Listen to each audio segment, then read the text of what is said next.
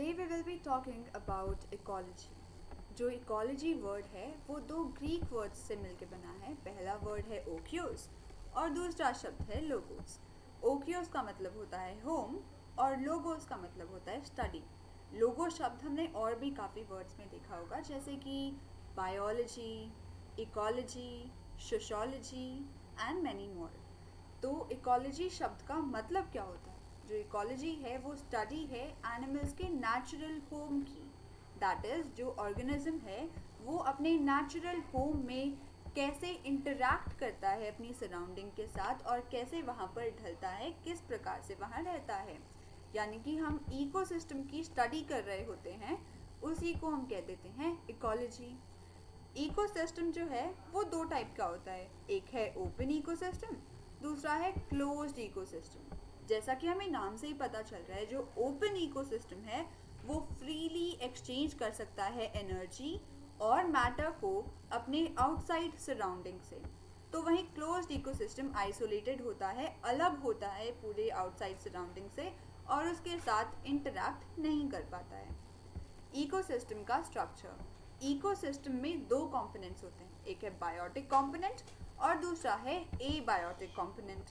अगर हम biotic component की बात करें तो वो भी तीन प्रकार के हैं. एक है प्रोड्यूसर्स, दूसरे हैं कंज्यूमर्स और तीसरे हैं डीकम्पोजर्स. प्रोड्यूसर्स भी दो टाइप के होते हैं. पहला है ऑटोट्रोफ्स, फोटो ऑटोट्रोफ्स. फोटो मतलब कि लाइट, ऑटो मतलब खुद से एंड ट्रॉफ्स मतलब ट्रॉफिक लेवल.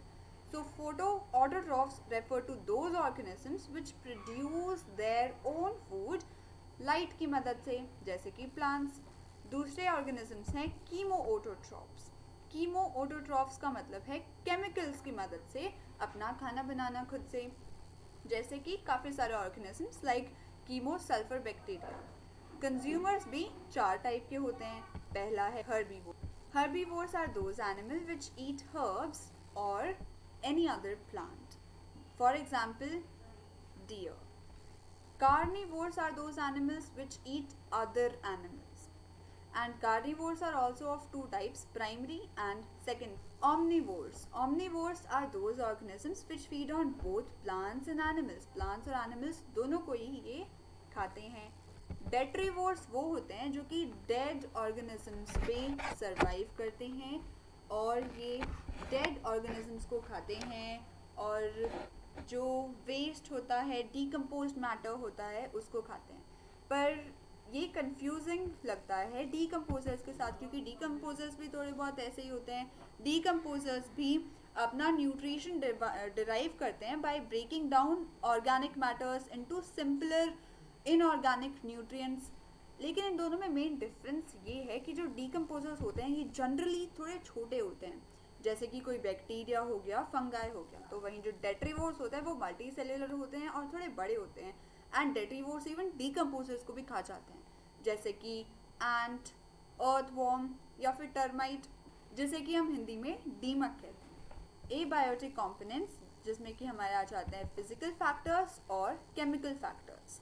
फिजिकल फैक्टर्स भी काफ़ी तरीके के हैं कि जो हमारा इलाका है वहाँ पर सनलाइट कैसी पड़ रही है, वहाँ पर छाया कितनी है, वहाँ पर कितना सन का रोशनी पड़ रही है, कितने घंटे वहाँ पर रोशनी पड़ रही है, वहाँ का एवरेज टेम्परेचर क्या है, वहाँ का न्यूनतम और मैक्सिमम टेम्परेचर कितना जा रहा है, वहाँ पर बारिश कितनी गिरती है साल में, हवा कैसी चलती है और वो कितनी ऊंचाई पर है, वहाँ पर मिट्टी कैसी है, वहाँ पर पानी कैसा है, वहाँ पर वाटर करंट्स कैसे फ्लो करते हैं और वहाँ का लैटिट्यूड कैसा है. लैटिट्यूड क्या होता है कि जो अर्थ है हमारी, इसमें इक्वेटर से जब हम पोल्स की तरफ जा रहे होते हैं तो हम कहते हैं कि जैसे जैसे हम ऊपर जा रहे हैं हमारा लैटिट्यूड बढ़ रहा है.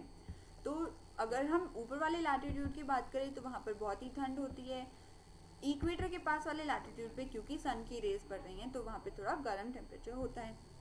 और ये सारे फैक्टर्स डिटर्मिन करते हैं कि वो इलाका कैसा होगा, वो इकोसिस्टम कैसा होगा.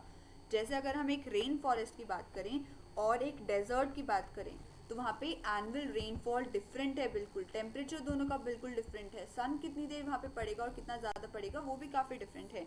वहाँ की मिट्टी भी काफ़ी अलग टाइप की है।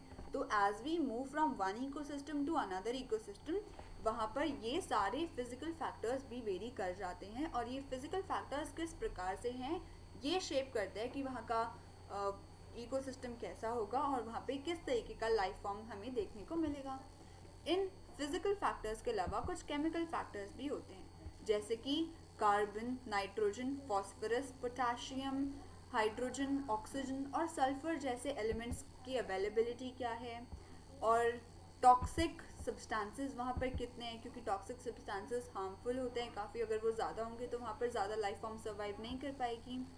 और सॉल्ट कॉजिंग सैलिनिटी, जो पानी है अगर उसमें ज़्यादा सॉल्ट होता है, we call it saline water, और ओशन वाटर, वहाँ पे अलग टाइप के एनिमल्स मिलते हैं। अगर पानी में कम सॉल्ट है तो it is fresh water and वहाँ पर अलग ऑर्गेनिजम्स मिलते हैं। और एक होता है ब्रैकिश वाटर, जैसे कि चिलिका लेक, वहाँ पर हमको इतना ज़्यादा वहाँ पर सॉल्ट नहीं होता है, वहाँ पे ओके ओके टाइप सॉल्ट होता है, और कुछ ऑर्गेनिजम्स होते हैं जो कि वहाँ पर भी हमको देखने को मिलते हैं। तो ऑर्गेनिक सब्सटेंसेस वहाँ पर कैसा है, कितने हैं, किस किस टाइप के हैं, कितनी क्वांटिटी में हैं, और वहाँ पर सॉइल कैसी है, वाटर कैसा है, ये सब शेप करता है कि वहाँ का इकोसिस्टम कैसा होगा। And all this fall under the category of abiotic components of an ecosystem. अगर हम बात करें कीमो ऑटोट्रॉफ्स की, तो वो क्या होते हैं? कीमो यानी कि केमिकल्स, ऑटो मतलब खुद से, और ट्रोफ्स मतलब ट्रॉफिक लेवल या फिर ऑर्गेनिजम्स। तो कीमो ऑटोट्रॉफ्स जो होते हैं वो अपना खाना खुद से बनाते हैं with the help of chemicals. ऐसा ऑर्गेनिज्म कौन से हैं? काफ़ी सारे होते हैं। For example chemo autotrophic sulphur bacteria, जो अर्थ होती है, अर्थ के कोर में बहुत सारे रेडियो एक्टिव एलिमेंट्स होते हैं, उसकी वजह से जो हीट जनरेट होती है, उस हीट का इस्तेमाल करके ये जो कीमो ऑटोट्रॉफिक सल्फर बैक्टीरिया है, ये हाइड्रोजन सल्फाइड और कार्बन डाइऑक्साइड को मिला करके जो डिसॉल्व होता है वाटर के अंदर, उससे ऑर्गेनिक कंपाउंड बना लेते हैं और खुद को सस्टेन कर लेते हैं। And this are the photos of this chemo autotrophic sulphur bacteria.